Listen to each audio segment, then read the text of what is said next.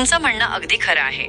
आचार्य चाणक्य यांनी सांगितलेल्या या 3 गोष्टी खरोखरच यशाच्या दिशेने वाटचाल करण्यासाठी महत्त्वाच्या आहेत. 1. प्रामाणिकपणा, इमानदारी. चाणक्य नीतीमध्ये प्रामाणिकपणाला खूप महत्त्व दिलं आहे. जर एखादी व्यक्ती आपल्या कामात आणि व्यवहारात प्रामाणिक असेल तर ती नक्कीच यश मिळवते. प्रामाणिकपणे केलेले काम आत्मसंतुष्टी देतं आणि दीर्घकाळ टिकणारं यश मिळवून देतं. 2. अपयशातून शिकणे. अपयश ही यशाची पहिली पायरी आहे, हे खरंच आहे. चाणक्य सांगतात की आपल्या अपयशाचं विश्लेषण करणं आणि त्यातून शिकून पुढे जाणं महत्त्वाचं आहे. अडचणींवर मात करत मार्ग काढल्यास यश नक्कीच मिळतं. 3. आळस आणि आळशी लोकांपासून दूर राहणे.